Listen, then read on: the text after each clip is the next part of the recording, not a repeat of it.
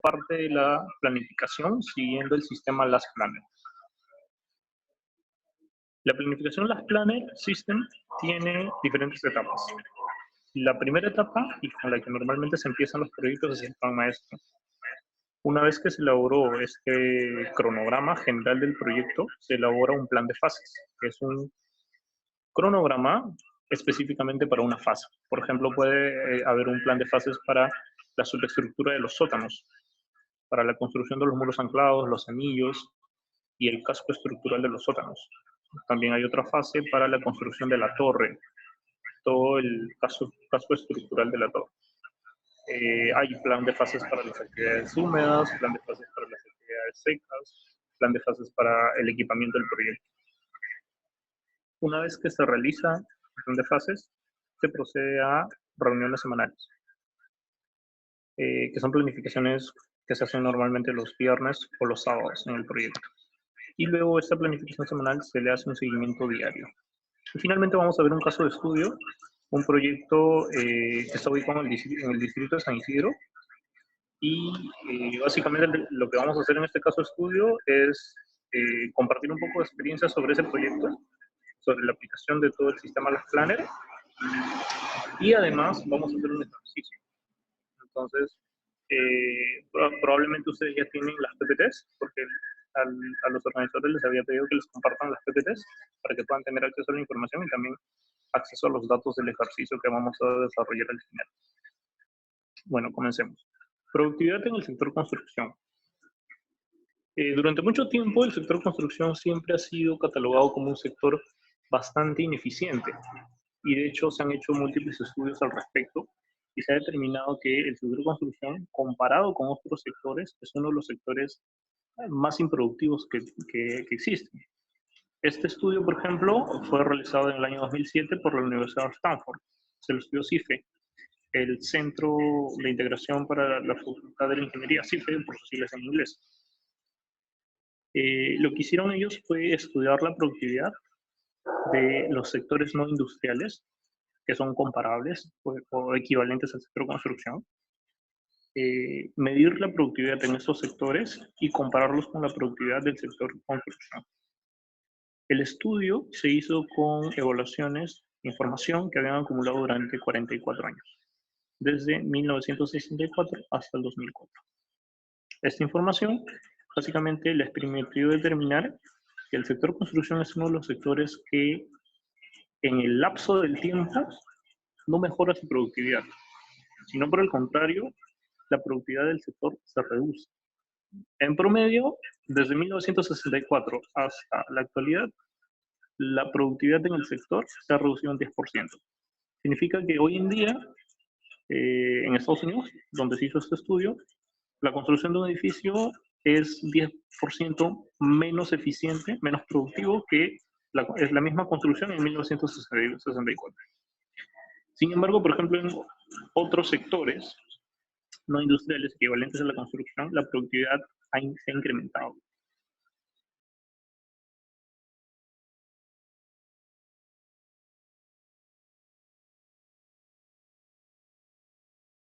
Un incremento mayor al 200%.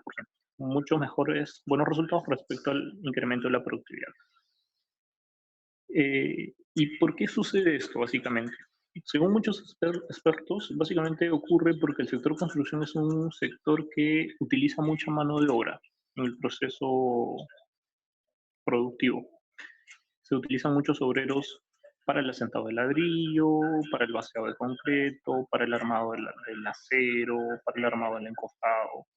Es un sector que involucra un costo muy elevado en mano de obra, versus otros sectores que su mano de obra la reducen porque finalmente lo automatizan con una máquina, con un brazo robótico, con un equipo, con un cambio de proceso productivo. Es mucho más sencillo en otros sectores reducir la cantidad de mano de obra, porque finalmente la mano de obra, muchas veces las personas cuando están haciendo su trabajo pueden tener algún error o se pueden equivocar, de repente no tienen mucha experiencia, es su primer proyecto, entonces el hecho de que involucre tantas personas hace que la productividad sea un poco más difícil de mejorarse en el tiempo. Y este estudio pues lo demuestra, ¿no? Hay muchos más estudios al respecto. Para que tengan una idea del impacto de la mano de obra en la construcción. Se estima que en promedio entre el 40% y el 60% del costo del proyecto de construcción se va en costo de mano de obra. En verdad es un porcentaje muy alto, muy grande. Y eso evidencia pues la baja productividad, ¿no? En ese contexto nace la filosofía Lean Construction. ¿De acuerdo? La filosofía Lean Construction básicamente lo que hace es optimizar los procesos constructivos para reducir. ¿Cómo nace el sistema Lean Construction? Originalmente no existía Lean Construction, sino existía Lean Production. ¿De acuerdo? Estaba enfocado en las fábricas.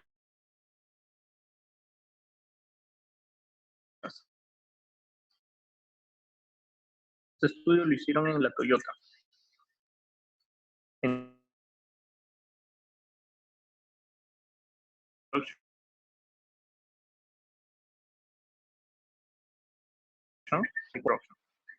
nace a partir del sistema de producción de la Toyota a finales de los años 80, ¿no? Y el término se acuña o se crea por sus análisis y finalmente acuñan el término Lean Construction. ¿De acuerdo?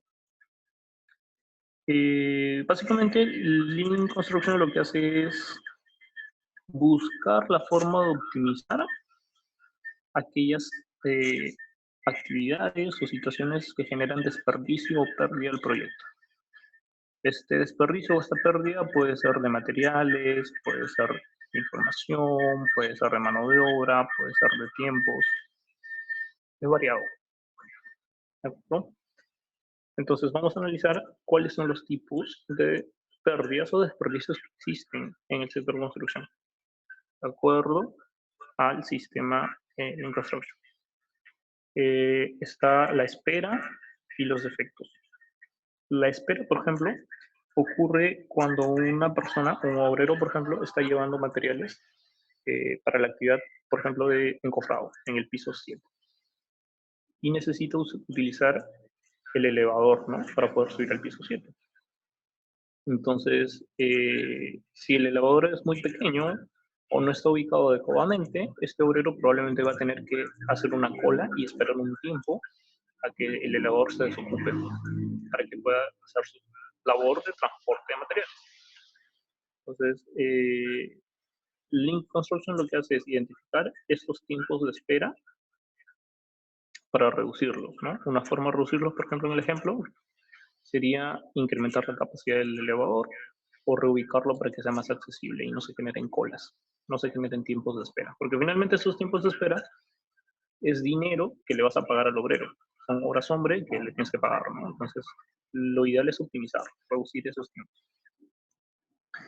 Los defectos se refiere a, sigamos con el mismo ejemplo para no perder la hilación, el encofrado.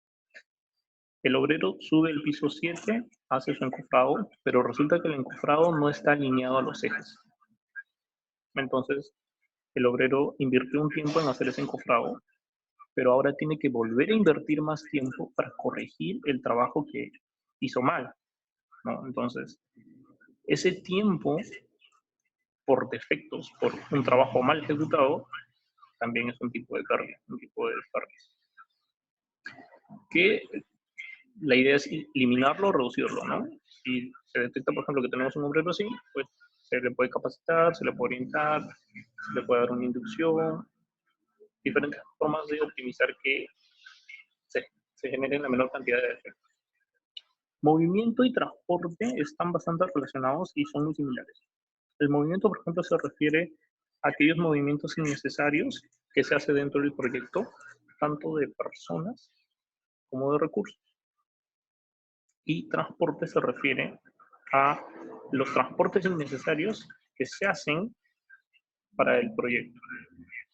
Transportes logísticos, transportes de materiales, de equipos, lo que fuera. Entonces, estos dos tipos de desperdicios básicamente se han clasificado para poder analizarlos y detectar cuáles son esos movimientos o esos transportes que son innecesarios o que no son óptimos para reducirlos, ¿no? Para eliminar. El sobreprocesamiento se refiere a aquel tipo de desperdicio en el que, por ejemplo, se elabora un producto y este producto está por encima del estándar que se solicitó. Por ejemplo, imaginemos que un obrero tiene que hacer el frotachado de un piso, ¿de acuerdo? Cuando hace el frotachado, el obrero va a invertir un tiempo en darle nivel. Entonces, si la especificación del proyecto dice que esta nivelación tiene que tener una variación de más o menos 5 milímetros, significa que si el obrero hace su trabajo y logra que la variación de niveles llegue a 4 milímetros, está dentro del estándar, está dentro de lo solicitado, dentro de la especificación de 5 milímetros. Pero ¿qué pasa si, por ejemplo, el obrero invierte más tiempo y más recursos en hacer un mejor trabajo y entrega, por ejemplo, un trabajo que tiene una variación de niveles de 1 milímetro? Está muy bien, o sea, es un trabajo muy bien hecho, está por encima del estándar. El estándar son 5 milímetros, pero no es necesario. El proyecto no te lo pide.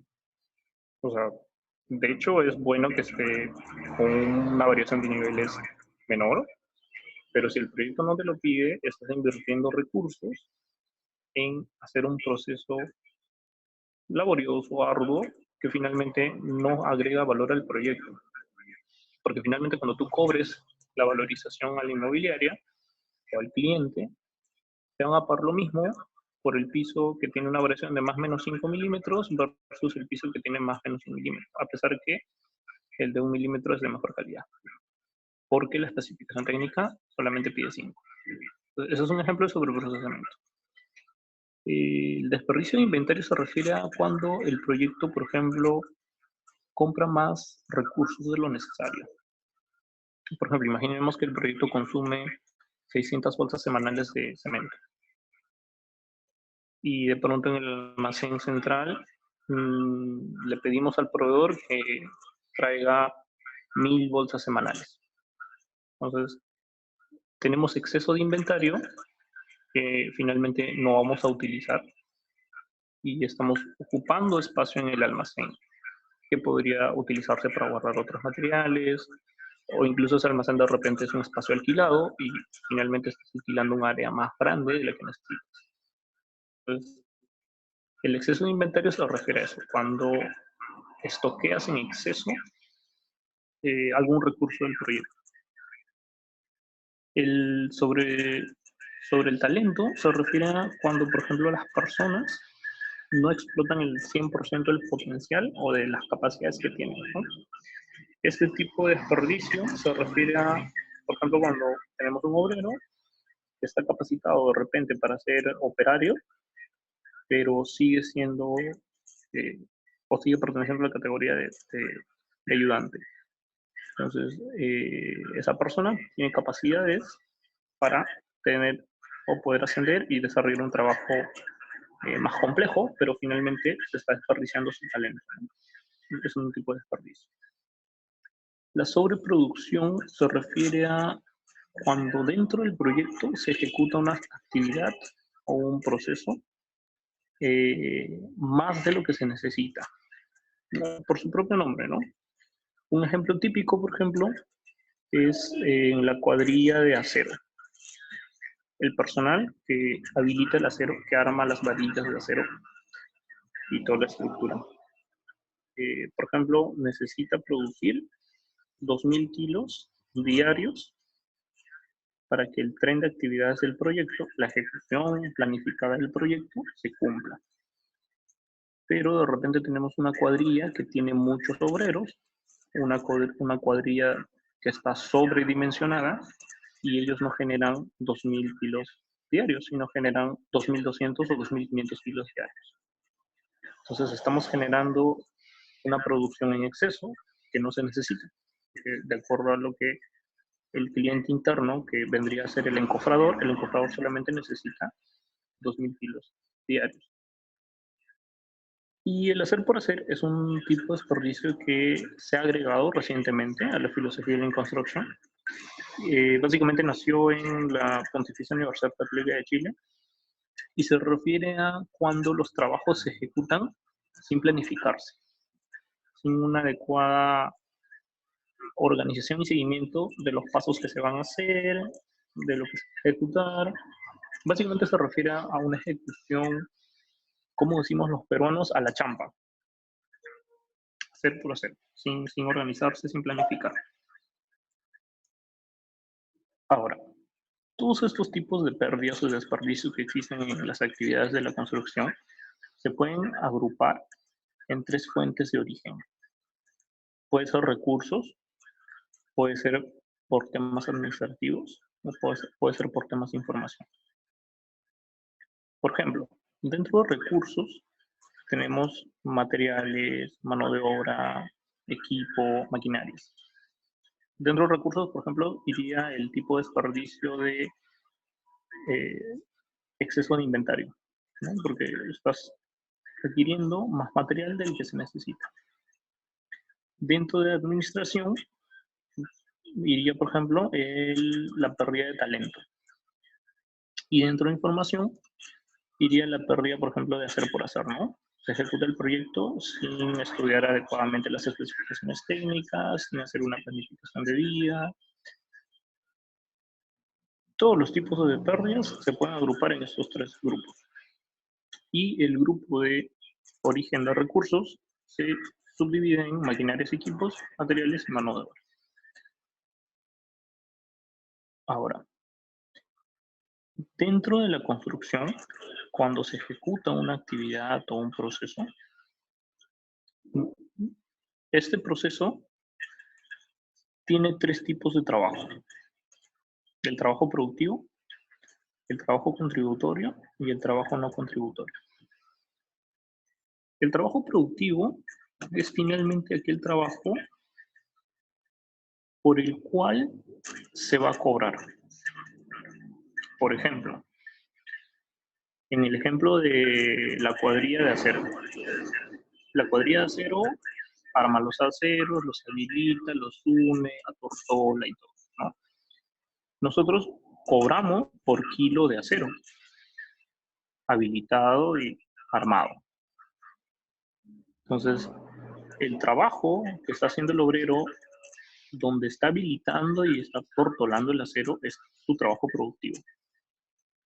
Pero, por ejemplo, el trabajo que está haciendo para llevar los materiales y las herramientas al piso donde está trabajando, ese trabajo de transporte, de manipulación de equipos, de herramientas, ese trabajo nosotros no lo cobramos al cliente. Nosotros no le valorizamos al cliente transporte de herramientas de habilitado de acero del piso 1 al piso 10. No le cobramos así al cliente le cobramos kilos de acero habilitado. Entonces, ese trabajo que es necesario para hacer el trabajo productivo es el trabajo contributorio, ¿no? Todas aquellas actividades que están relacionadas a la actividad principal, a la actividad productiva, y que son necesarias para que se pueda ejecutar adecuadamente. Aquí hay algo que tiene que tener muy claro. El trabajo productivo y el trabajo contributorio son indispensables. El contributorio no se puede eliminar. A pesar que los obreros inviertan recursos, inviertan tiempo en ejecutar trabajo contributorio, ese trabajo no se puede eliminar. Se puede optimizar, sí, pero eliminar no. El trabajo que sí se puede eliminar es el trabajo no contributorio o no productivo, que finalmente son esas actividades innecesarias que no agregan valor a la actividad. Por ejemplo, en el ejemplo de la cuadrilla de acero, los tiempos de espera. El obrero sale del almacén con las herramientas, llega al elevador y tiene que esperar 20 minutos a que el elevador se desocupe porque es muy pequeño y está atendiendo a otras cuadrillas. Ese es un tipo de desperdicio que se debe eliminar o se debe reducir en la medida de lo posible. Lo ideal sería eliminarlo. Y ese tipo de trabajo corresponde a trabajo no contributorio, que es trabajo que finalmente no agrega valor al proyecto ni a la actividad. Y no genera una valorización, no genera valor al cliente. Entonces, cuando se analiza este tipo de información dentro de una actividad, lo que se busca es determinar qué porcentaje de tiempos que está trabajando el obrero se dedican a trabajo productivo, se dedican a trabajo contributorio y se dedican a trabajo no contributorio. Esta clasificación te permite identificar qué tan grave es la poca productividad que hay en el proyecto o la baja productividad que existe, ¿no? El objetivo de este análisis es reducir, eliminar, en la medida posible, que no exista trabajo no contributorio. Sin embargo, el trabajo productivo y contributorio, ese sí se queda, ¿no? Porque ese es necesario para ejecutar la obra. Un estudio realizado por la Universidad Católica de Chile determinó que, por ejemplo, en promedio, en los proyectos de construcción, el trabajo no contributorio es el 38% del total de trabajo que hace el obrero. En verdad es bastante elevado, es más de la tercera parte del trabajo que hacen las personas en la obra, es trabajo que no agrega valor al proyecto y que finalmente son desperdicios, son pérdidas. Entonces, este tipo de trabajos se tiene que reducir, se tiene que eliminar. Ahora, ¿cómo se logra esa reducción o esa eliminación de los trabajos no contributorios, los trabajos no productivos? Básicamente siguiendo el ciclo de mejora continua o ciclo de detenimiento. Este ciclo lo que hace es planificar un plan de acción para identificar cuáles son los errores y mejorarlos, eliminarlos o reducirlos. Y esa planificación se lleva a cabo, se ejecuta, ¿no? Se planifica, por ejemplo, que la cuadrilla ya no va a utilizar el elevador de la torre A, sino va a utilizar un elevador nuevo que han contratado para la parte exterior de la torre A, por ejemplo. Entonces, esa planificación se lleva a cabo, se ejecuta y se vuelve a hacer el análisis de los trabajos, de los tiempos. Cuánto de cada porcentaje equivale a no contributorio, a contributorio, a productivo. Básicamente, ese reanálisis de la información es para verificar si es que lo que se planificó y se está ejecutando está funcionando. Si es que no está funcionando, se tiene que volver a planificar. Pero si está funcionando, si el plan de acción que se ejecutó logró reducir ese 38% de trabajo no contributorio a un 30% o a un 25%, significa que el plan que se hizo está rindiendo frutos al proyecto, está beneficiando a la obra. Entonces, se puede tomar la decisión de continuar aplicando el plan de mejora continua que se pactó, o se puede optimizar un poco más. Depende del contexto del proyecto, el contexto de las propias actividades. Pero si este plan en el reanálisis demuestra que no mejoró ese 38%, sino que lo incrementó, de repente a un 40%, ahora somos menos eficientes y menos productivos que antes, significa que ese plan no está funcionando, ¿no? Y se tiene que eliminar o volver a replantear. Ahora, el plan maestro. Dentro de los proyectos, nosotros siempre vamos a tener un cronograma con el cliente. Normalmente, el seguimiento al cumplimiento de este cronograma al cliente lo ve la supervisión. La supervisión es una entidad que representa al cliente y por ende vela por los intereses del cliente. ¿Cuáles son los intereses del cliente? Que el proyecto se ejecute bien, con calidad, y que se ejecute dentro de los plazos planificados. Que se entregue las metas, ¿no? O sea, si nosotros dijimos que íbamos a terminar los sótanos el 10 de abril, la supervisión va a estar revisándonos y verificándonos la ejecución de los sótanos para que lleguemos a la fecha pactada al hito del 10 de abril. Y así sucesivamente, para la torre, para los acabados secos, para los acabados húmedos, para el equipamiento, para todas las actividades del proyecto, se van a establecer hitos. Los principales son el hito inicial, que es el inicio de obra, y el hito final, que es el fin de obra. Pero también hay hitos parciales, ¿no? La entrega del casco de sótanos, la entrega del casco de la torre, la entrega de los acabados húmedos, etc. Entonces, ese cronograma con el cliente va a ser el que nosotros vamos a utilizar para definir un plan maestro interno de la obra. Significa que este plan maestro no necesariamente se lo vamos a mostrar al cliente. ¿Por qué?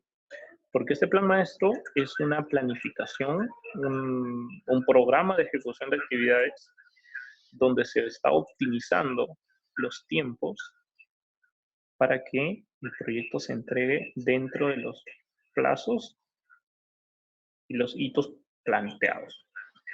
Por ejemplo, si al cliente, en el cronograma del cliente, le habíamos dicho que el casco de los sótanos lo íbamos a entregar el 10 de abril, cuando nosotros hacemos en la obra el plan maestro, nosotros no podemos ponernos como meta terminar el casco de sótanos el 10 de abril. Tenemos que ponernos como meta terminar esa actividad o esa fase del proyecto mucho antes. ¿Cuánto antes? Va a depender básicamente de la experiencia del residente, del gerente de construcción y del jefe de campo para estimar cuánto es ese colchón de tiempo que se va a plantear para poder cumplir con el proyecto. Esto básicamente, ¿por qué se hace así? Porque es muy usual que en los proyectos, por diferentes factores, sea un poco difícil llegar a la meta planteada de entrega. Si nosotros nos programamos para ejecutar el casco de los sótanos hasta el 10 de abril, probablemente vamos a programar las actividades para que terminen el 10 de abril, pero a la hora de la hora, de repente nos falla el proveedor de concreto, no llega a tiempo, de repente a un camión que estaba trayendo acero se le pinchó una llanta y no llegó el material. De repente a una cuadrilla de obreros se les detectó COVID y los mandaron en cuarentena y no van a trabajar durante 2 o 3 semanas, como ahora podría suceder. Entonces, hay diferentes factores de variabilidad que hacen que la entrega del proyecto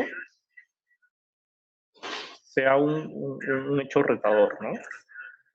Entonces, para prevenir y para anticiparnos a esos hechos de variabilidad, se hace el plan maestro con fechas anticipadas al cronograma del cliente.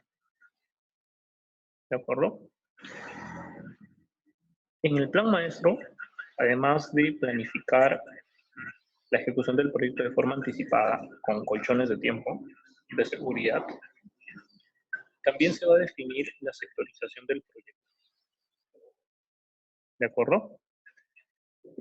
La sectorización del proyecto básicamente se refiere a la paquetización del proyecto.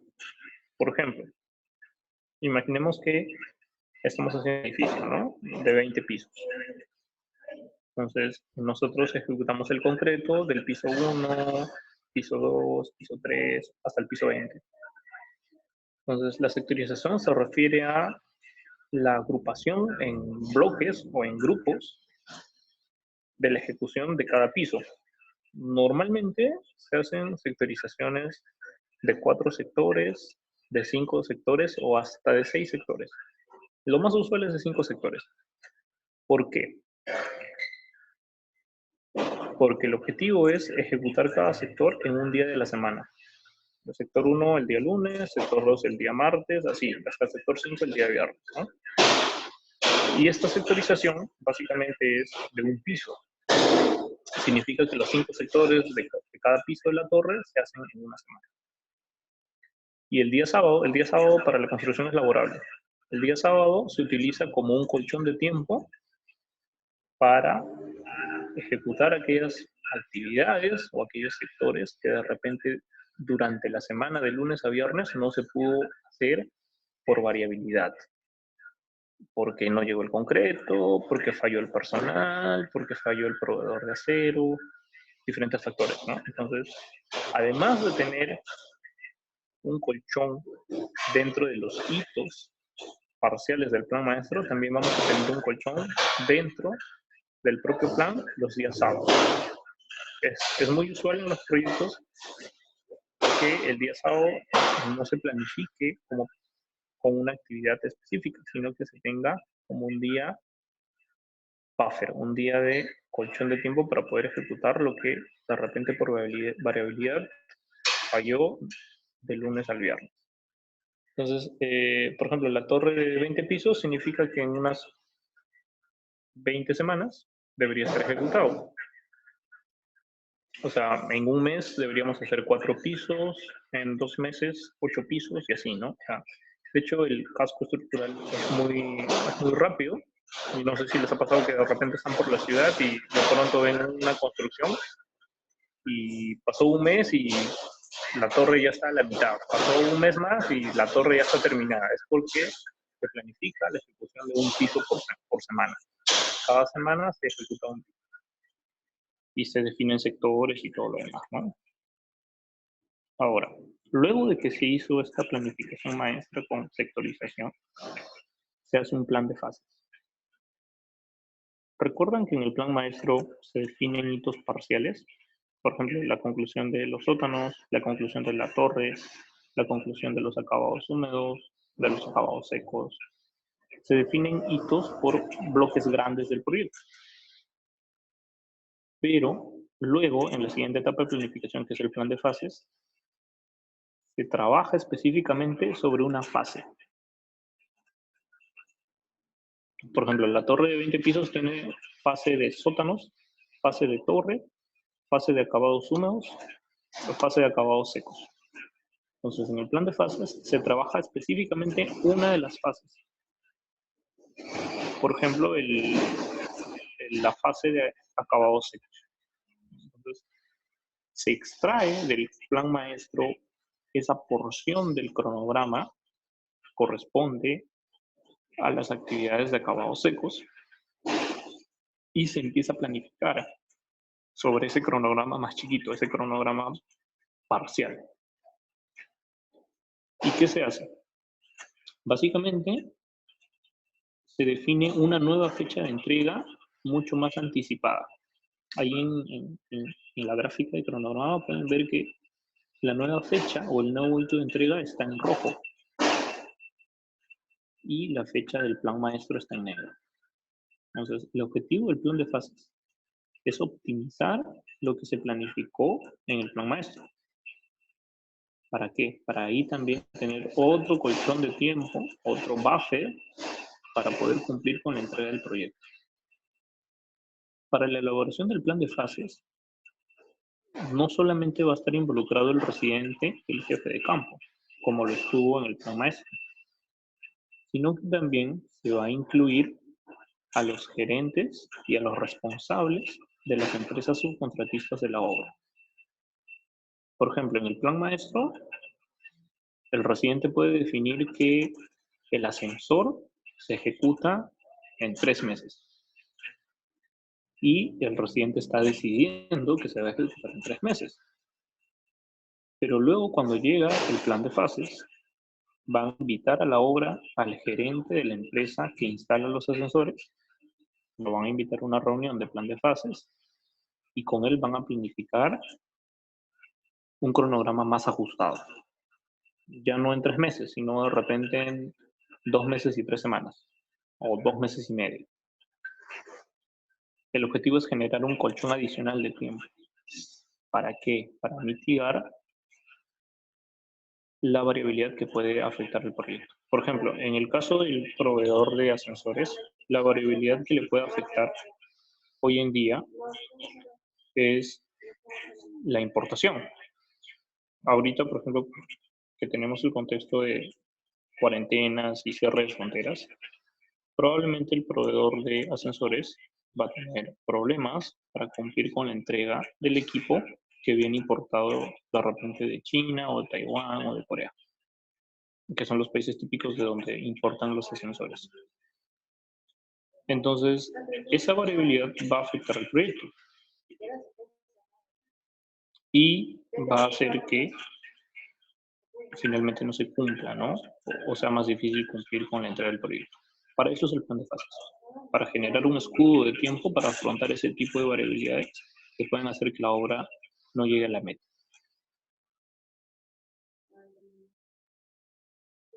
Ahora, dentro del plan de fases se va a elaborar un tren de actividades. ¿De acuerdo? Este es un ejemplo de tren de actividades que les he puesto para que ustedes puedan tener una idea de cómo funciona. Este es un tren de actividades de superestructura. Concreto, acero, encofrado. Y como pueden observar, en la semana 1 se ejecuta todas las actividades del piso 1, sector 1, desde el acero vertical hasta el concreto horizontal. Significa que el sector 1, el día viernes, está concluido del piso 1. Sector 1 en el piso 2, el viernes de la siguiente semana está concluido. El sector 1 del piso 3, el viernes de la semana 3 está concluido. Entonces, cada semana se está ejecutando un piso del proyecto, de la torre de concreto. Entonces, la planificación, si observan, no está incluyendo el sábado. El sábado está considerado como un día donde no está programado ningún sector. Eso básicamente es porque han planificado utilizar como buffer de tiempo el día sábado. El día sábado se va a ejecutar aquellas actividades, aquellas labores que estaban planeadas hacerse de lunes al viernes, pero que no han logrado completarse.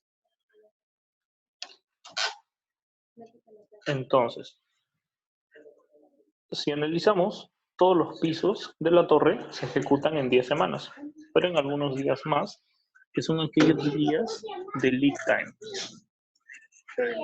El tren de actividades es todo lo que les estoy mostrando. Y el lead time es el tiempo en que se demora para ejecutarse un sector. Por ejemplo, el sector 1 del piso 1 empezó a ejecutarse el lunes, continuó ejecutándose martes, miércoles, jueves y viernes. Y se concluyó de ejecutar el sector 1 del piso 1 el viernes. Significa que han pasado 5 días para que se pueda empezar a producir un sectario, porque al día siguiente de la programación, el día lunes, se produce el sector 2 del piso 1. Entonces, el tiempo que uno se demora en empezar a producir cada lote de producción, cada sector, es el lead time. Y se mide en unidades de tiempo. En este caso son 5 días.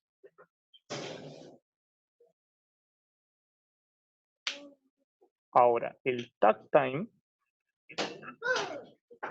es el ritmo de producción. Es lo que nosotros vamos a producir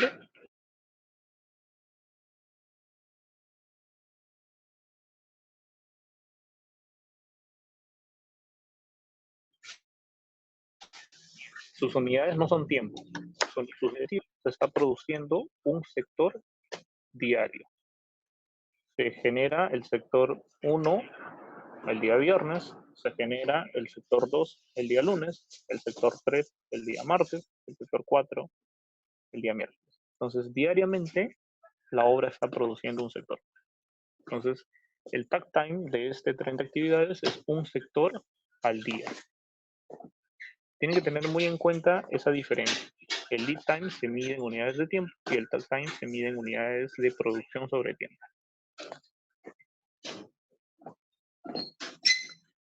Ahora, luego de haber elaborado el plan de fases,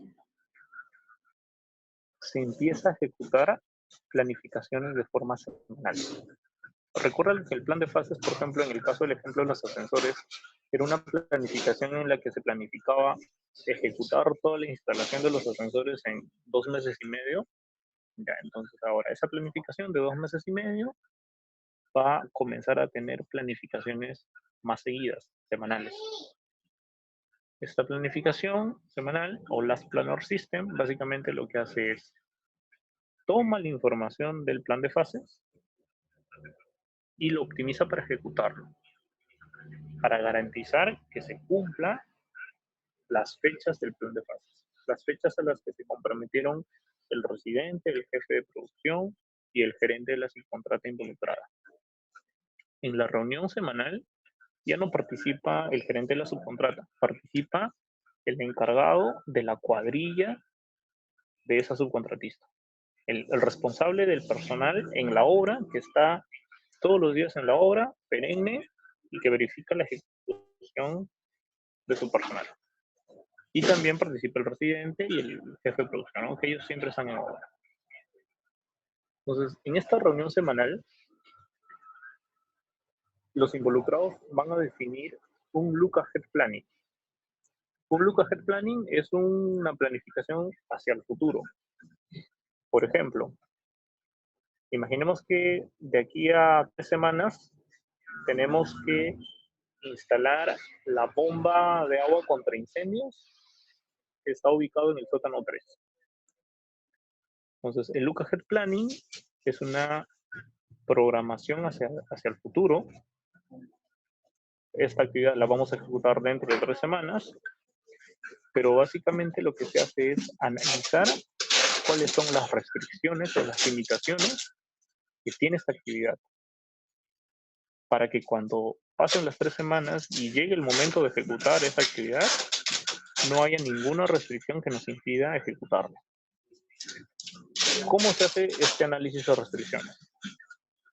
Se le pregunta a la persona encargada de ejecutar, en el ejemplo, la bomba de agua contra incendio del sótano 3, le pregunta y le dice, dentro de 3 semanas tienes que hacer esta actividad. ¿Qué pasa? Esto es un método práctico de hacerlo mucho más eficiente. Le preguntas al personal, ¿qué pasa si mañana haces esta actividad y no dentro de 3 semanas?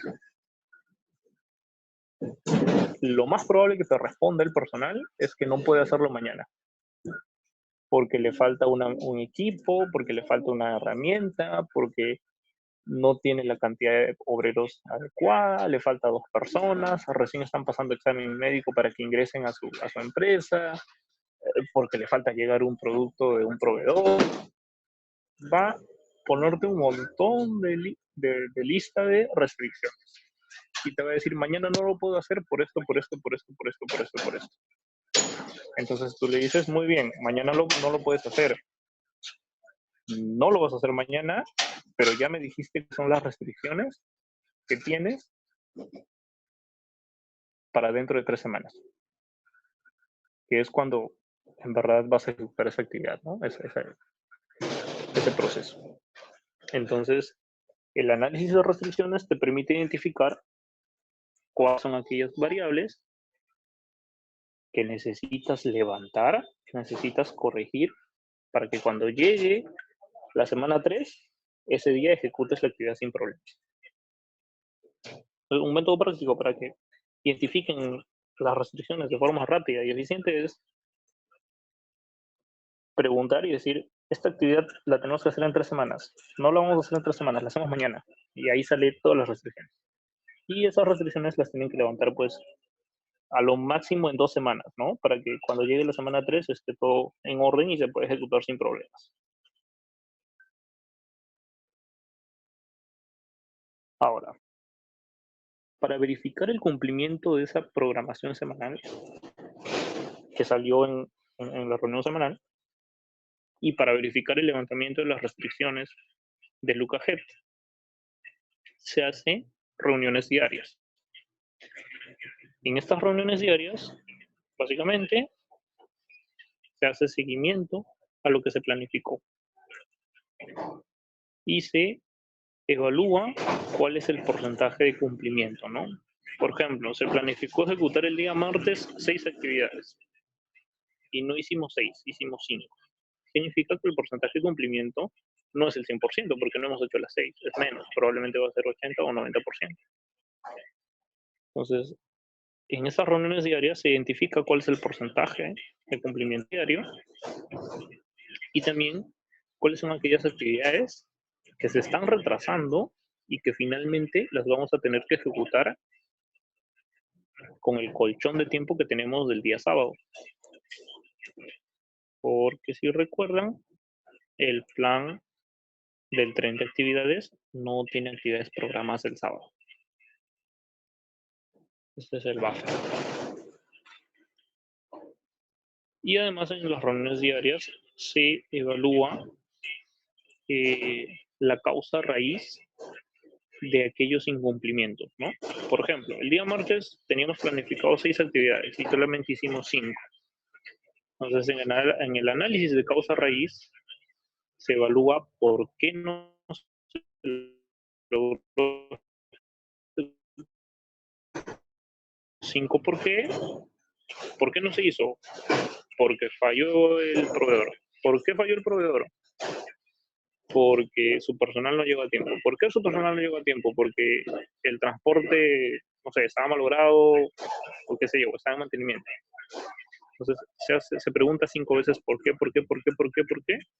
hasta llegar a la causa raíz, a la causa real de ese incumplimiento.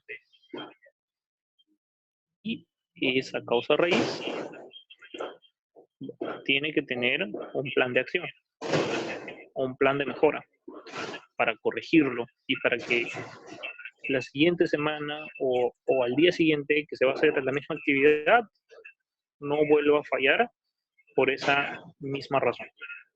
En todo caso que falle por otra razón, pero no por la misma. Entonces, eso de ahí es el plan de acción que habíamos visto al inicio del ciclo de Deming, ¿no? Se planifica, se ejecuta, se evalúa lo ejecutado, si es que está funcionando o no, y si hay errores, se tiene que corregir con un plan de acción.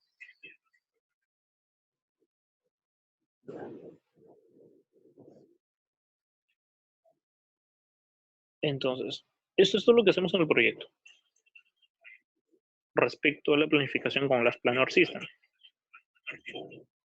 Se hace un plan maestro, se hace un plan de fases, se hace un tren de actividades, se hacen las reuniones semanales y se hacen las reuniones diarias. Y ahora vamos a ver un caso práctico. Un taller para que ustedes puedan ejercitar lo que hemos visto hasta ahora. Vamos a crear un tren de actividades con recursos de un proyecto. ¿De acuerdo? De un proyecto en general. El proyecto está ubicado en el distrito de San Isidro. Le hemos puesto Proyecto Torres San Isidro por temas comerciales. Es de uso multifamiliar, es un edificio de viviendas. Va a tener 10 plantas, una azotea y 3 sótanos. Tienen que tener en cuenta que además de ello, el proyecto cuenta con áreas comunes. Tiene piscina, tiene áreas verdes, tiene diferentes áreas comunes, ¿no? Para los usuarios del proyecto. Vamos a hacer la etapa de casco de la torre y se ha definido 5 sectores. Entonces, tenemos que tener en cuenta las siguientes consideraciones. No van a considerar las fundaciones ni absolutamente ningún elemento de la superestructura. ¿Qué significa? Que no van a tener en cuenta aquella planificación de las actividades que están involucradas en los sótanos. Las excavaciones, los muros anclados, el casco de los sótanos, no lo van a tener en cuenta. Por temas prácticos, ¿no? Para hacer el ejercicio un poco rápido y ágil. Solamente van a planificar el tren de actividades del piso 1 al piso 10 de la etapa de estructuras. Van a tener en cuenta como fecha de inicio del tren el 12 de mayo y, como ya les dije, solo debe corresponder a la superestructura de 10 pisos. Ahora, el horario de trabajo, cuando ustedes hagan su tren de actividades y su plan maestro en sus proyectos, al igual que en este ejercicio, tienen que tener en cuenta cuáles son los horarios establecidos por la municipalidad. Cada municipalidad establece sus horarios de ejecución de actividades. En el caso de San Isidro, el horario va de 7:30 de la mañana al mediodía, de 1 de la tarde a 5 de la tarde, de lunes a viernes, y los sábados de 7:30 de la mañana a 1 de la tarde. Entonces, básicamente, la propuesta que ustedes van a hacer de 30 actividades también tiene que incluir el buffer de tiempo del sábado, ¿no? Para que puedan ejecutar aquellas actividades que por variabilidad no se pudieron ejecutar en la planificación de lunes a viernes. Es bastante similar al ejemplo que les mostré hace un rato. Entonces, el Work Breakdown Structure es la distribución de las actividades del proyecto. El proyecto es Torre San Isidro y se divide en 5 fases. Es la división del trabajo, ¿no? Subestructura, que comprende los sótanos, las excavaciones, los muros anclados. Superestructura, que comprende la torre de 10 pisos y se divide en superestructura de torre, los 10 pisos en sí, y superestructura de áreas comunes, que es la piscina. La piscina está en el piso, en el techo. Entonces, es una estructura adicional a los 10 pisos, ¿no? En el ejercicio solamente van a desarrollar los 10 pisos, no consideren la piscina. Considérenlo como un tren aparte, ¿no? Cuando planifican la ejecución de la piscina, probablemente van a tener que llamar al proveedor de los equipos de piscina, de los aparatos sanitarios, de las luces que van dentro de la piscina. Entonces, eso lo pueden manejar con una planificación separada, ¿no? Con un plan de fases independiente. En el ejercicio solamente torre de 10 pisos, con 5 sectores, y las actividades las vamos a ver ahora. Ahí está la sectorización. Ya se les estoy dando para que lo tengan más ágil de forma visual. Son 5 sectores. El sector 1 se ejecuta el lunes, el sector 2 martes y así sucesivamente hasta el viernes. Estos son los elementos verticales. Y está separado por colores, ¿no? Cada sector es un color. Esto es muy recomendable que lo hagan, que puedan visualizar de forma rápida cuáles son las cargas de trabajo en cada sector. Y esta es la sectorización de elementos horizontales. Si observan, los elementos horizontales están bastante equilibrados. Las áreas de cada sector son más o menos iguales, lo cual es lo ideal. Cuando ustedes hagan una sectorización en sus proyectos, tienen que procurar siempre que la sectorización no puede variar entre un sector y otro respecto a la carga de trabajo. Entonces, eso de forma visual, si es que es un edificio típico de plantas típicas, es simplemente viendo las áreas de planta para elementos horizontales. Y para los elementos verticales, pues son aquellos elementos verticales, columnas, muros armados, placas, que están dentro de esos elementos horizontales. Entonces, acá hay algo que yo quiero resaltar para que ustedes tengan en cuenta cuando hagan el ejercicio, y es que en el sector 1 y el sector 5, en la parte superior, hay 2 muros armados, placas, muy grandes,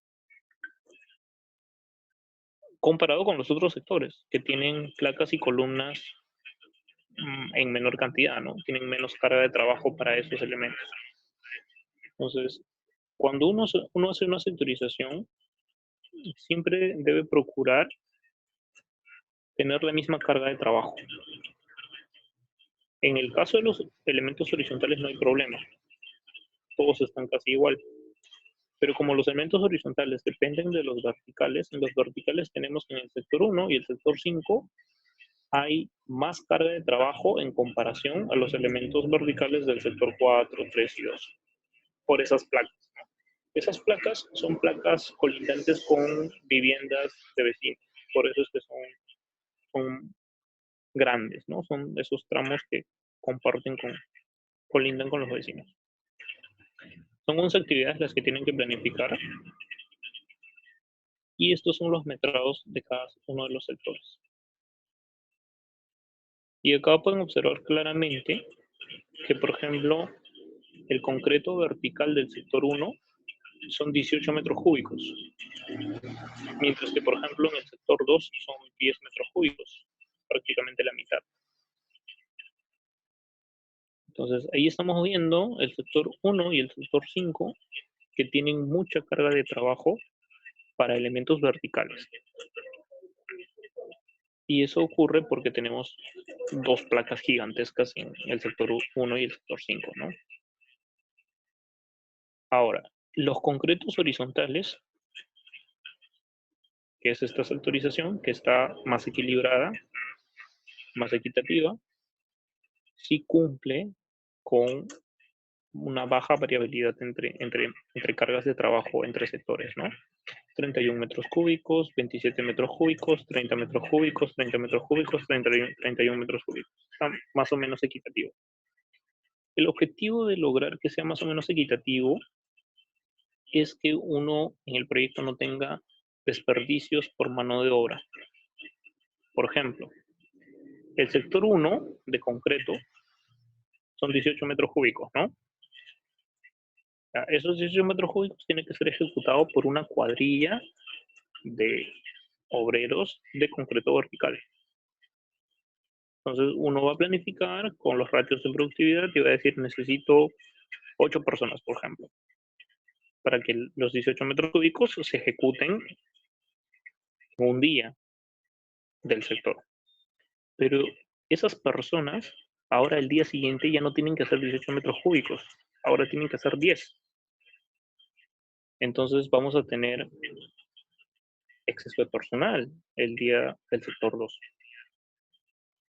Entonces, lo ideal sería que el día que se hace el sector 1 vengan las 6 personas que se requieren y el día que se va a hacer el sector 2, que es el día siguiente, vengan la mitad de personas, ¿no? 3 personas. Pero no podemos hacer eso, pues. O sea, no podemos contratar a una persona. Los lunes vienes, los martes no vienes, el miércoles no vienes, el jueves no vienes y el viernes otra vez vienes. Entonces, eso no existe. Si se contrata una persona, se contrata pues por toda la semana, ¿no? Entonces, el objetivo de que la carga de trabajo sea equitativa es básicamente que no tengas desperdicio de horas hombre, que no tengas exceso de personal, porque un día hay menos trabajo y otro día hay más trabajo, ¿no? Y necesitas que el día que hay más trabajo sí o sí cumplan ese metrado, entonces tienes que contratar al personal para el metrado más caro. Entonces, en este caso, eso va a pasar, por ejemplo, en los verticales, con el sector 1 y el sector 5. Con los horizontales no va a pasar porque está más o menos equilibrado, entonces la cuadrilla que se contrate para el concreto horizontal, probablemente el lunes va a trabajar igual, el martes igual, el miércoles igual, hasta el viernes, ¿no? No va a tener días ociosos ni días con harta chamba.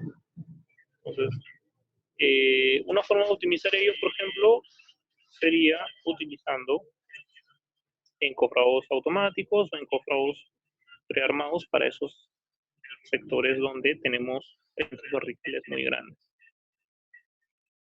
¿no? Igual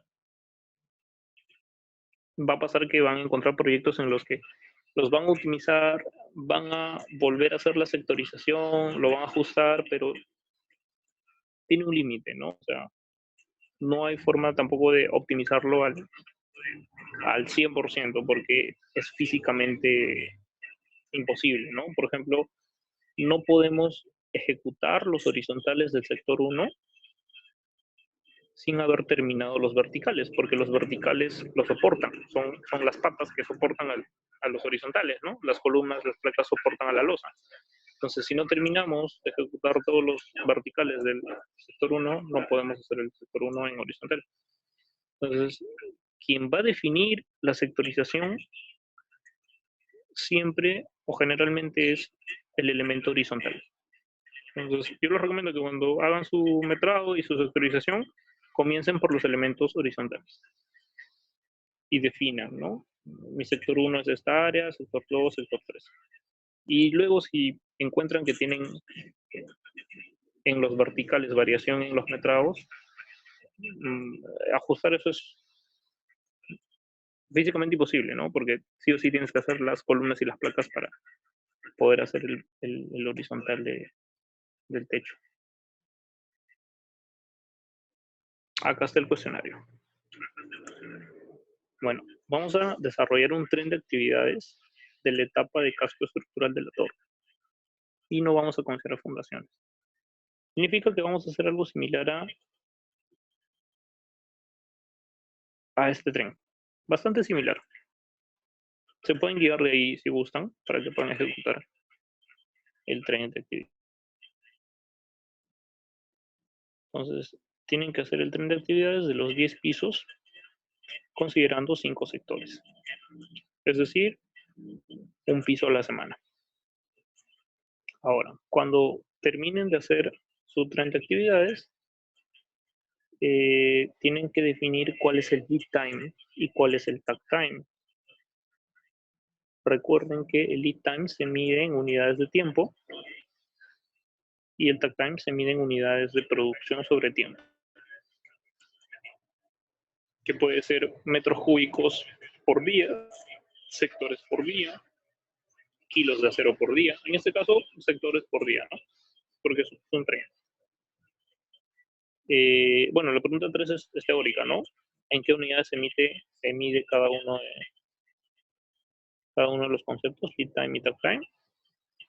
Creo que ya quedó bastante claro para que no se confundan. ¿Y cuál es el plazo de ejecución del tren? O sea, el tren que ustedes elaboren va a empezar un día lunes y va a terminar un día X. Entonces, el número de días transcurridos desde la primera actividad hasta la última de los 10 pisos es el plazo de su tren. Y luego tienen que determinar si el lote de producción es igual al lote de transferencia. Esta es una pregunta teórica. Y para que la puedan responder, vamos a regresar al esquema de la sectorización. Ya. El lote de producción es lo que se produce en cada sector. Por ejemplo, en el sector 1 tenemos que se está produciendo en concreto horizontal 31.4 metros cúbicos. Entonces, la producción del sector 1 es 31 metros cúbicos. Ese es el lote de producción, lo que se produce diariamente. El lote de transferencia es la producción que se utiliza para pasar al siguiente sector o a la siguiente etapa. Entonces, para pasar al siguiente piso, al piso 2, y ejecutar otra vez el sector 1, nosotros necesitamos que la transferencia, producción que se transfiere para ejecutar el siguiente nivel, sea igual al lote. ¿Qué pasaría, por ejemplo, si el día que se hizo el sector 1, la producción es menor a la transferencia? Tendríamos un hueco, un espacio donde no se ha vaciado concreto. Entonces no se podría ejecutar el siguiente nivel, el piso 2. Entonces, sí o sí, la producción tiene que ser igual a la transferencia. Porque si es menor, vas a tener agujeros de producción que no te van a permitir ejecutar el siguiente nivel. Y si produces más, puedes tener desperdicio de sobreproducción, que también es una forma de pérdida, ¿no? Entonces no es lo ideal. Entonces, esta pregunta teórica es que el lote de producción sí es igual al lote de transferencia. ¿Para qué? Para que se pueda ejecutar el siguiente nivel o la siguiente etapa y para que tampoco haya pérdida por sobreproducción. Y la última pregunta es bastante sencilla.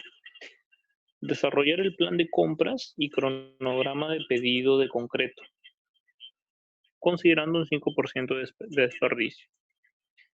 Ustedes aquí tienen los metrados de concreto. Entonces, a estos metrados de concreto le van a agregar un 5% de desperdicio y lo van a distribuir en el tiempo en función al tren de actividades que han desarrollado.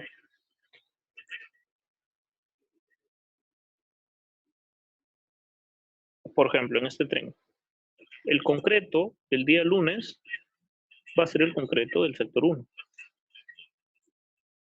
El concreto del día martes va a ser el concreto del sector 2. Y así sucesivamente. Pero, por ejemplo, el día lunes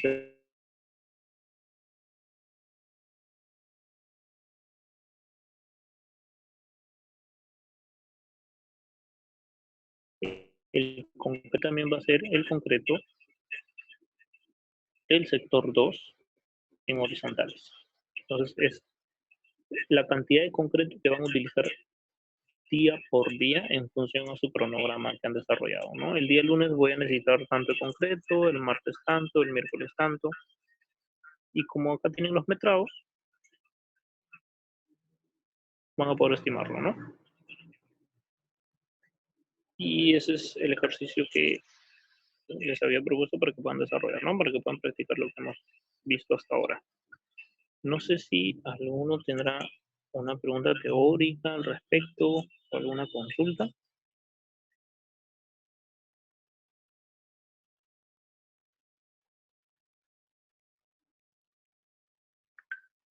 Pueden escribir al chat, hay un chat y ahí los leemos, ¿no? Para saber cuáles son sus dudas, cuáles son sus consultas, o si quieren saber un poco más de los procesos que llevamos a cabo en los proyectos. Pueden preguntarlo sin inconveniente, no se preocupen.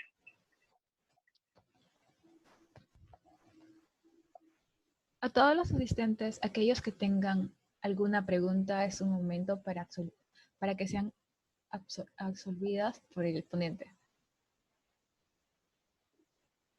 Ok, tenemos una pregunta. Sobre el lead time, ¿se puede hablar de un lead time general de un tren de actividades o hay varios lead time dentro de este? El lead time es único para un tren de actividades. Por ejemplo, para el tren de actividades de casco de la torre, el lead time es el tiempo que toma desde que se empieza la actividad hasta que se termina la última actividad. En el ejemplo que les mostré, vamos a verlo.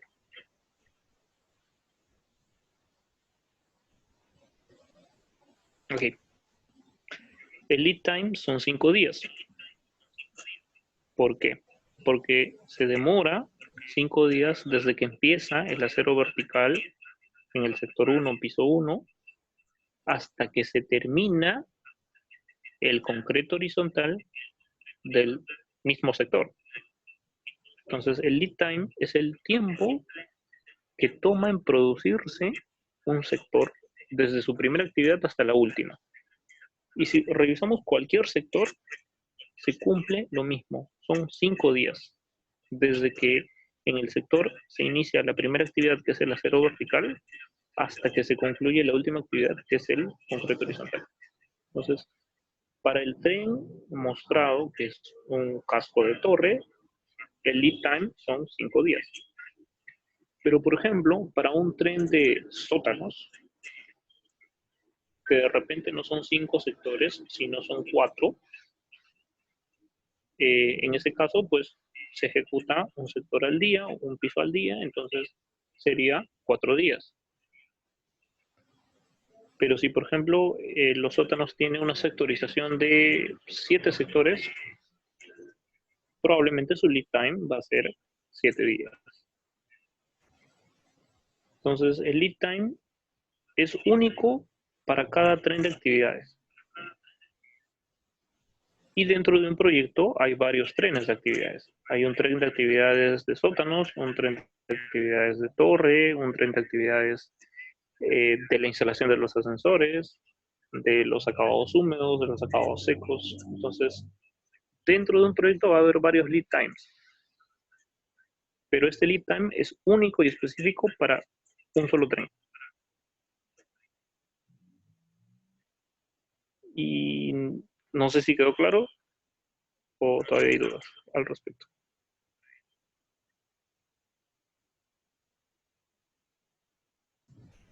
Al parecer ha quedado claro. Sí, nos confirma el usuario Cristian Cruces que sí le ha quedado claro.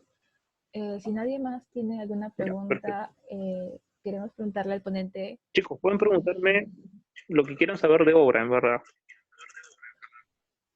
No solamente lo que hemos visto ahora en la presentación. Son libres de preguntar lo que deseen. Ok, tenemos una pregunta de Alexia Quispe. ¿El tren de actividades es comparable a los flujos de trabajo? No es comparable, pero sí es parte de. Los flujos de trabajo son todas las actividades que se van a ejecutar dentro del proyecto. Actividades de estructuras, actividades de excavaciones, actividades de acabados, actividades de equipamiento. Todas las actividades del proyecto corresponden a todo el flujo de trabajo que va a haber dentro de la obra.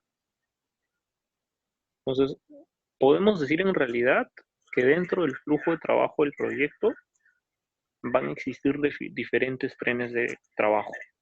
Un tren de trabajo para los sótanos, un tren de trabajo para la torre, un tren para el equipamiento y así sucesivamente. No es equiparable, pero sí está incluido los trenes dentro de todo el flujo de trabajo de la obra.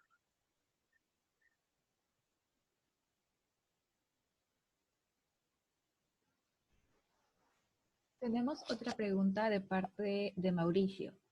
Para la aplicación de Lean Construction en las obras, ¿se requerirá de la contratación de más ingenieros o lo realizará el mismo equipo de producción? Lo realiza el mismo equipo de producción. Por ejemplo, el plan maestro lo realiza el residente de obra y el jefe de producción, y el gerente de construcción o el gerente general de la constructora.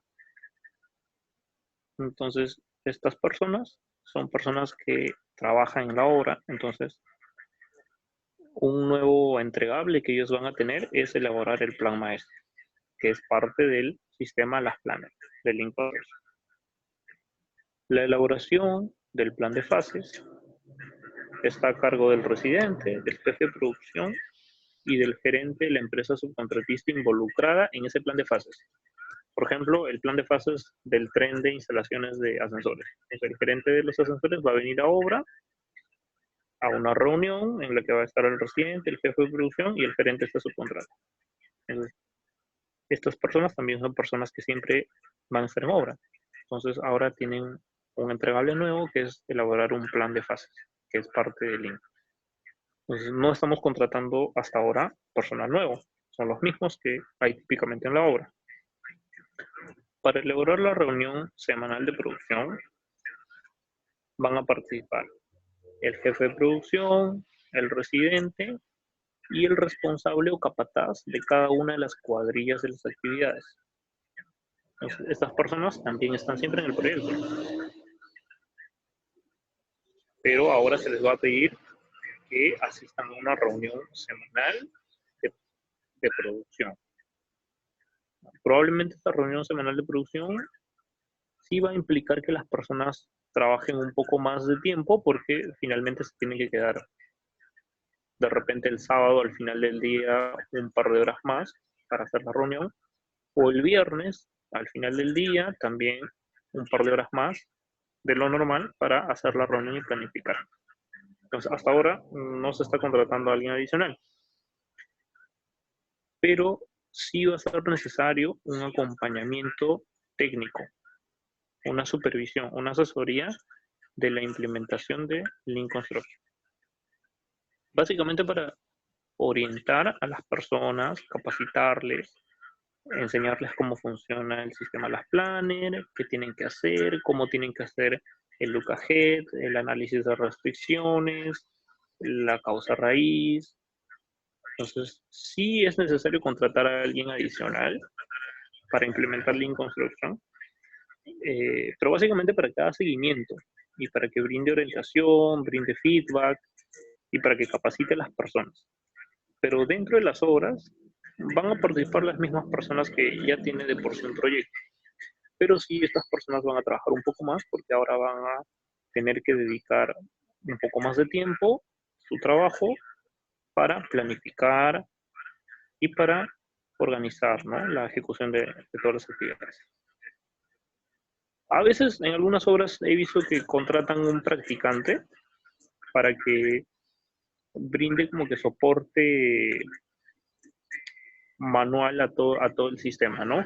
Por ejemplo, en las reuniones semanales y diarias se utilizan post-its, plumones, pizarras acrílicas, papelotes, se escribe un montón en las pizarras acrílicas y papelotes. Entonces, normalmente contratan un practicante para que apoye en esa actividad, básicamente que es manual, ¿no? De organizar toda la sala de producción para que funcione. Pero eso también lo puede hacer un ingeniero de campo. Hay obras donde no contratan un practicante, sino que este trabajo lo hace el propio ingeniero de campo, ¿no? Cuando termina la jornada a las 5 de la tarde en obra, va a la oficina del staff y se queda pues hasta las 6 o 6:30, un poco más de tiempo, organizando la sala de producción para que cuando llegue la reunión todo esté con post-its, con plumones, con las pizarras escritas, con las actividades y toda la información necesaria, ¿no? Va a depender básicamente de las decisiones que tenga la propia gerencia de la constructora. Pero en general, las personas que forman parte de la obra lo pueden hacer sin ningún problema. Ok, pasamos a la siguiente pregunta. De parte del usuario Cristian Cruces. En este ejemplo, la sectorización horizontal y vertical son iguales. ¿Siempre se da esto en obra? ¿La sectorización horizontal y vertical pueden ser diferentes? Esa es una pregunta teórica y quiero que lo analicemos juntos, ¿no? Para que vean que al menos en los edificios de vivienda y de oficinas sí o sí tiene que ser igual, ¿no? ¿Por qué? Primero hacemos los verticales, ¿no es cierto? Las columnas, las placas, los muros armados. Entonces, cuando nosotros hacemos los verticales, vamos a armar el acero, vamos a poner el encofrado y vamos a vaciar el concreto de todos los elementos verticales. Entonces, en el sector 1, por ejemplo, tenemos que todos los de amarillo oscuro son los verticales, ¿no? Entonces, ejecutamos todos los verticales del sector 1 y al día siguiente ya podemos vaciar la losa del sector 1, ¿no? La losa horizontal y las vigas horizontales. Porque es el mismo sector, es la misma área, ¿no? Pero ¿qué pasaría si nosotros, en nuestra intención de querer optimizar la sectorización vertical, de querer hacer que los sectores verticales sean idénticos o más o menos idénticos en carga de trabajo, ejecutamos solamente la mitad de la placa superior del sector 1? porque es una placa muy grande y es mucha carga de trabajo, ¿no? Entonces, hacemos la mitad y la otra mitad lo hacemos el día siguiente cuando toque el sector 2, porque el sector 2 tiene poquitos verticales. ¿Qué va a pasar al día siguiente? No vamos a poder vaciar la losa del sector 1, porque la placa donde se apoya el sector 1 está a medias. O sea, no hay dónde, o sea, no va a haber dónde se pueda apoyar el sector 1. Entonces, sí o sí, la sectorización vertical y horizontal tienen que tener la misma área. Porque si no tuvieran la misma área, y por ejemplo ejecutáramos solamente la mitad de esa placota gigante del sector 1, cuando quisiéramos hacer los horizontales del sector 1 no vamos a poder hacerlo, pues porque nos va a faltar una pata, un pie donde se apoye la losa y la viga del sector 1. Entonces, no hay de otra que igualar las áreas de sectorización. Hay casos donde sí se puede optimizar, pero son muy puntuales. Y básicamente tienen que analizar eso, ¿no? O sea, necesito el vertical vaciado en concreto para poder vaciar el horizontal, porque el horizontal se va a apoyar ahí, ¿no? Entonces, casi siempre he visto que son idénticos.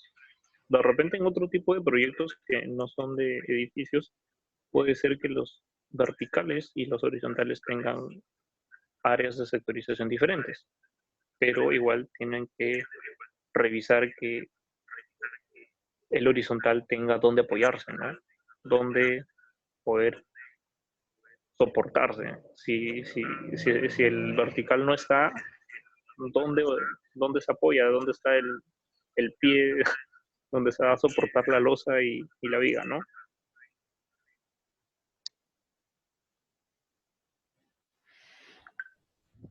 Siguiente pregunta. ¿Qué inconvenientes o problemas en la obra surge cuando el lote de producción y el lote de transferencia no coinciden? ¿Y cómo podemos solucionarlos? Ya. Continuando con el ejemplo del sector 1 y la placa gigante. Eh, Cuando nosotros vaciamos las losas del sector 1, las losas y vigas, para el piso 1, por ejemplo, cuando pasemos al siguiente piso, al piso 2,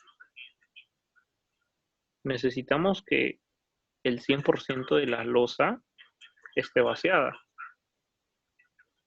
para poder colocar y vaciar los elementos verticales y los horizontales del siguiente piso. Porque si no está 100% vaciado, vamos a tener un hueco donde no vas a poder hacer tus elementos verticales, por ejemplo. No va a haber dónde apoyarlo. Entonces, sí o sí, el lote de producción tiene que ser igual al lote de transferencia.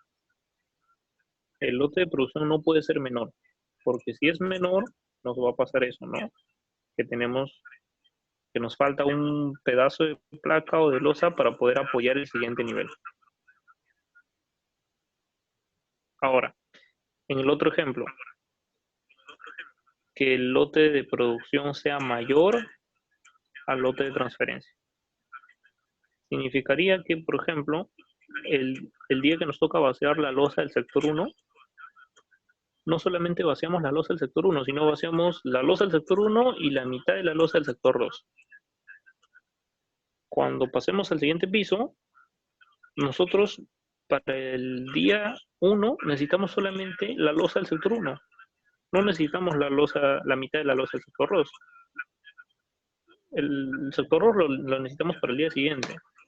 Entonces, estamos sobreproduciendo. Nuestro lote de producción es mayor al lote de transferencia que se requiere transferir para el siguiente nivel o la siguiente etapa. Entonces, sí o sí, el lote de producción tiene que ser igual al lote de transferencia. Porque si no es igual, va a pasar que tenemos sobreproducción o va a pasar que tenemos faltantes de trabajo que no nos permiten ejecutar, ¿no? Restricciones. No podemos vaciar el siguiente nivel porque falta terminar de vaciar un pedazo del sector de la losa 1. Entonces, sí tiene que ser igual para que se cumpla la filosofía Lean, para que no haya pérdidas o desperdicios. Si es que no es igual, vamos a tener, como ya les expliqué, esos problemas, ¿no? O sobreproducción o falta de producción que implicaría una restricción.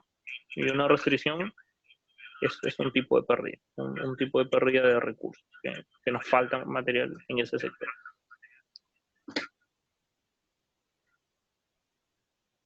Ok, ingeniero, pasamos a la siguiente pregunta.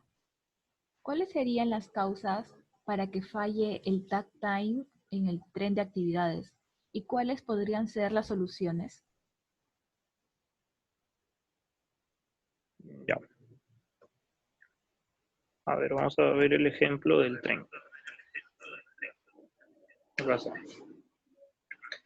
El takt time aquí es un sector al día. Y empieza a darse a partir del viernes 16 de mayo. Ese día se produce el concreto horizontal del sector 1.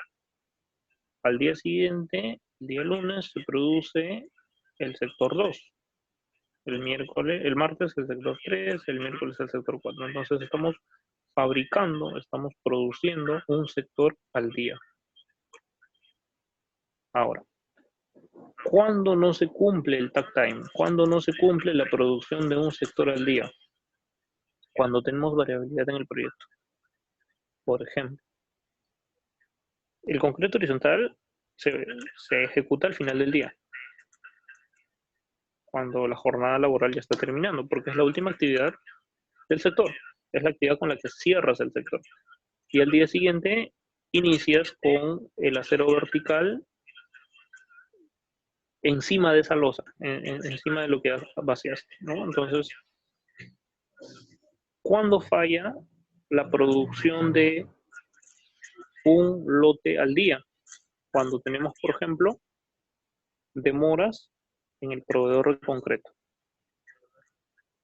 Por ejemplo, nosotros necesitamos que el concreto, que el mixer llegue como máximo a las 4:20 de la tarde de la obra para poder vaciar esa losa, ese concreto horizontal. Y hubo mucho tráfico y no llegó a las 4:20, llegó a las 4:40. O tuvo un problema técnico en el camino y mientras lo repararon, también se retrasó por N factores, ¿no? Puede que el mixer de concreto llegue tarde. De hecho, es una de las principales causas de falla en la planificación, que el concreto a veces llega tarde.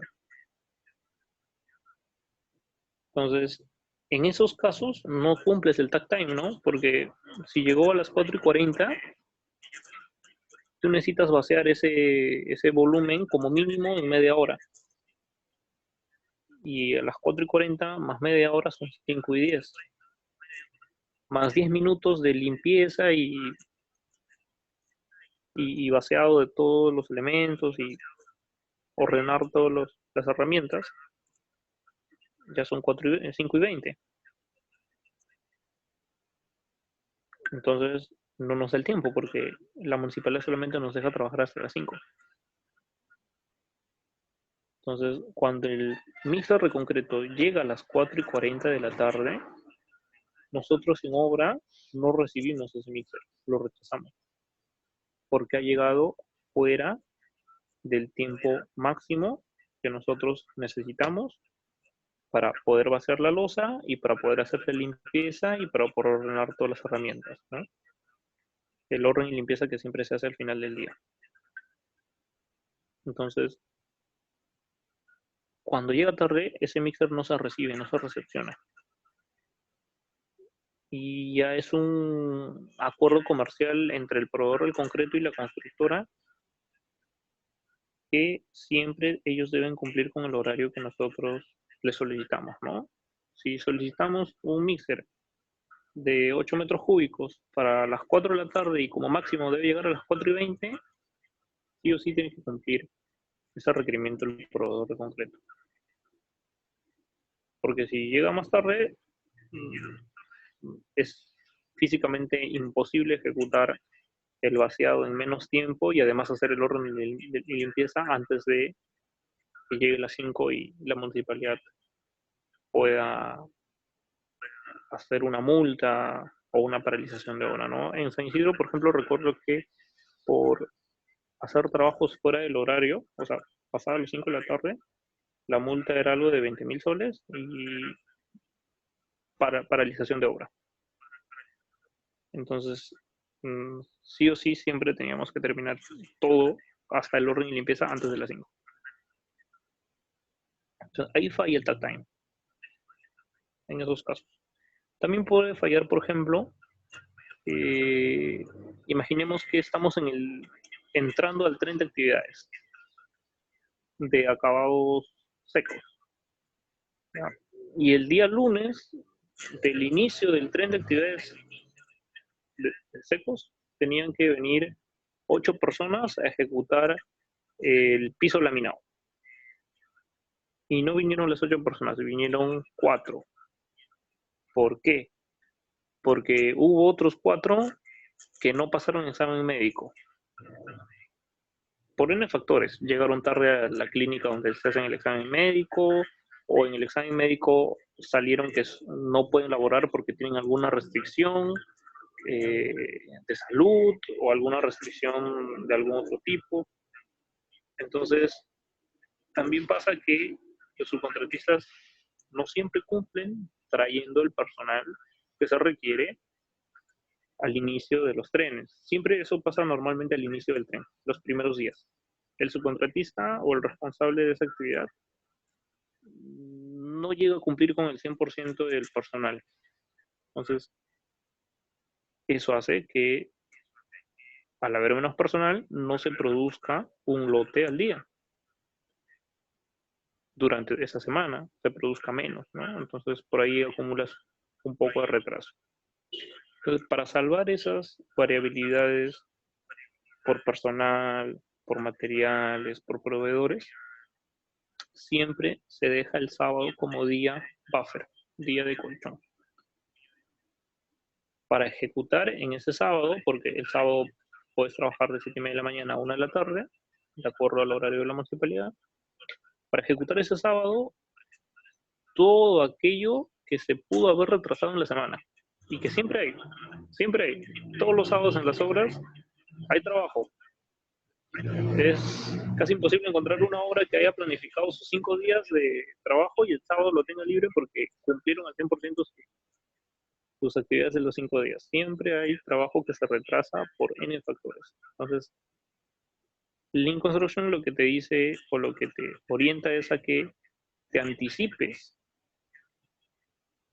y tomes una contingencia, que prevengas esas variabilidades que hacen que tu proyecto pueda fallar algunos días, ¿no? Entonces, esa contingencia es el día sábado.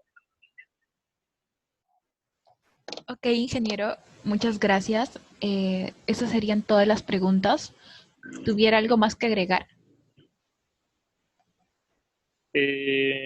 No, creo que no. O sea, creo que ha quedado todo bastante claro y ustedes ya tienen las PPTs para que puedan hacer el ejercicio que les hemos dejado. Igual me gustaría que de repente, si alguno quisiera dar su punto de vista, qué le pareció la charla, si les gustó, no les gustó, si les pareció dinámico, aburrido, entretenido. Quisiera saber su opinión de ustedes.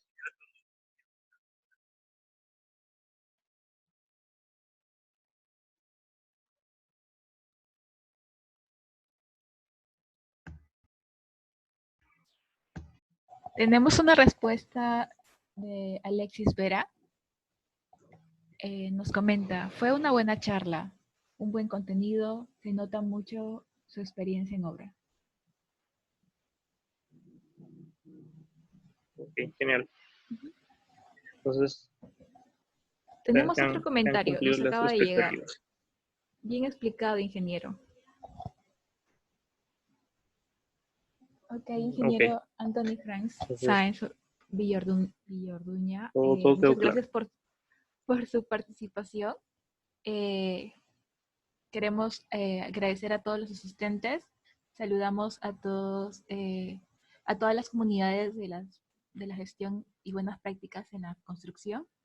Estén atentos a todas las publicaciones en nuestras redes sociales y ha sido todo un gusto que estén presentes hoy. Hasta luego.